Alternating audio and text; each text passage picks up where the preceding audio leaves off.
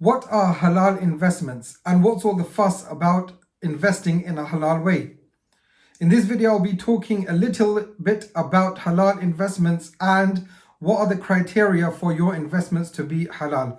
Before we get started into halal investing, one very important definition has to be identified first and defined, and that is what is Sharia compliant and what is Sharia based. Sharia compliant has been around for a long time. That term has been around for a very long time, but Sharia based has now come on the scene in recent years. And what I'm interested in personally is Sharia based investments as opposed to Sharia compliant investments. However, everyone is very aware of this term Sharia compliant, so let's talk about that first. First of all, when the scholars say Sharia compliant, and when anyone says Sharia compliant, then they mean what the scholars have laid down based on what they have identified, what the current market and the current economic standards are globally, and how Muslims can engage in that market. So a current market which has been around for the last 150 to 200 years, how Muslims can engage in that market. So what we're saying is that you can invest in businesses which are Sharia compliant, but not necessarily Sharia based. What does that even mean? Number one, the scholars lay down some criteria to ensure that a company is Sharia compliant. And the first thing is that, of course, it should be a baseline halal business. Of course, if something is a alcohol business, is a brewery, or if it's a business based on gambling or anything like that, or a loan financing company which is based on interest, of course, that from the outset is going to be haram. But a business which its main activities are not in those haram businesses, then that can be considered as a Sharia compliant business as long as 95% of its revenues and business activities consist of halal activities.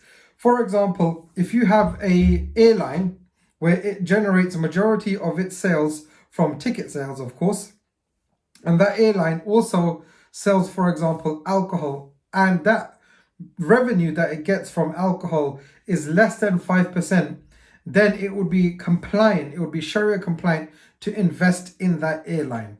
However, if the sales of the alcohol went over 5%, let's say it was 6% or 10%, then it's not Sharia compliant, or it's not considered halal to put your investments in those airlines because it breaches the threshold of 5%.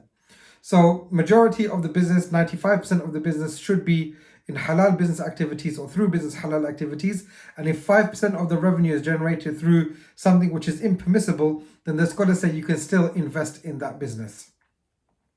The second thing that the scholars say is that it should be an asset-based business. And what does that mean? Of course, if we take the example of the airline, aircraft, heavy assets, of course, they normally have engineering materials, spare parts and so on. All of that comprises of the business. So therefore, it's an asset-heavy business. But the question arises, what about those businesses which are not asset-heavy? Or what about service businesses?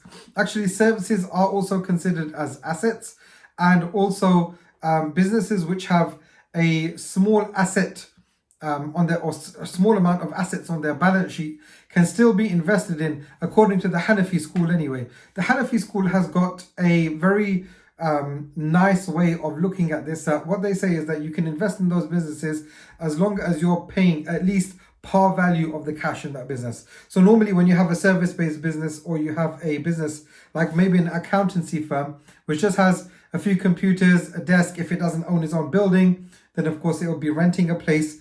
The assets will be very small in that business, but it could be cash heavy.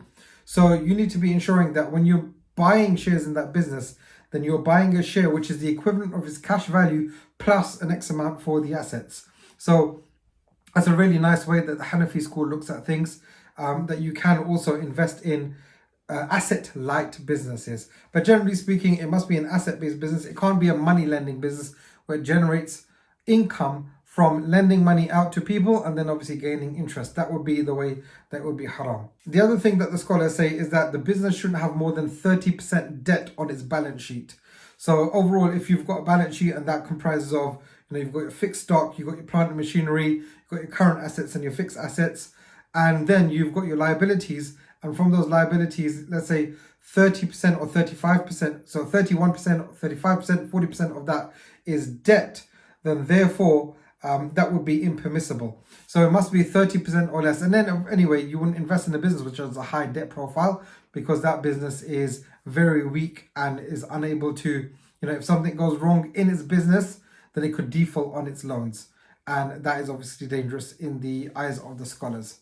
Now, what is Sharia based? Sharia based is basically that it's 100% business activities come from halal sources, 100% of its revenue comes from halal resources, and it has way less than 30% debt. I think the debt thing can still happen as long as the debt is from halal sources. However, that's very difficult in today's economic climate, that you can have, let's say, for example, there's a business that has a £500,000 balance sheet. Can it have 100 or even 100 or 200,000 pounds of debt from 100% halal resources? I'm talking about, can it be 100% debt free, number one, and can that debt be from 100% halal resources? And there's a question mark with the murabaha based lending that goes on, although Sharia Business Finance does provide that, of course, because it is Sharia compliant, but it's not Sharia based in the way that it's ultimately beyond question. So that's really important. Sharia based is where Sharia finance market is going into.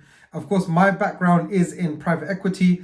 I look at businesses on a daily basis. Alhamdulillah, just last week a deal came to me where it's going for 3 times multiple of profit, and we are getting on very, very favorable terms.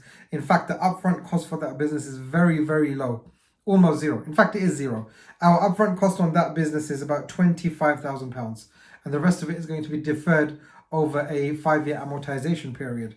So alhamdulillah, I'm always in contact with businesses. The deal flow that I get now of being in the private equity space and really looking for deals on a daily basis is unbelievable, alhamdulillah.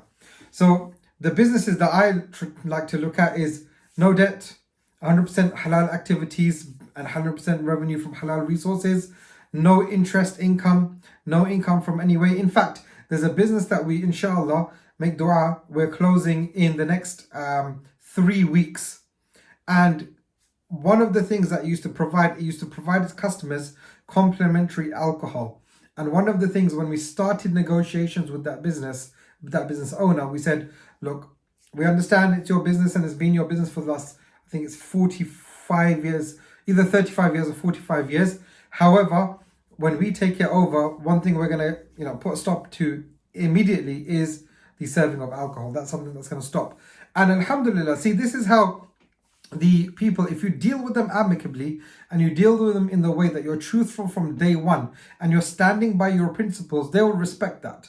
So what these owners did is that they stopped serving alcohol to their customers months before, even though the deal's going to complete. So we started negotiations with this particular business owner almost a year ago, and they stopped serving alcohol to their customers after 3 months, when they knew obviously we were serious and we were going to go ahead with it. Of course, there was things that came in the middle beyond anyone's control that has pushed the deal out as it is. And that sometimes happens in the private markets, of course, is things can happen which are beyond your control. It's not as easy as going to the stock market and then just buying some shares from a trading platform. So in the private market, alhamdulillah, I've got a lot of experience dealing with the accountants, dealing with the solicitors, dealing with business owners. Dealing with business owners, you're dealing with business owners in the private market. That's really different to dealing with the stock market, and that's something which needs to be taken care of. Anyway, coming back to the point is that I'm not interested in Sharia compliant businesses. I'm interested in Sharia based investing. It has to be 100% halal, beyond reproach. And I invite anyone, please, if you see anything, when I'm talking about private equity and I'm talking about investing in halal businesses, if you see anything which is questionable, please contact me and challenge me, inshallah. We will work together. I want to make sure this is based 100% Sharia based, and we're working together to ensure that we create this real economy for the Muslims, especially living in the UK, but also living in the West. Assalamu alaikum wa rahmatullahi wa barakatuh.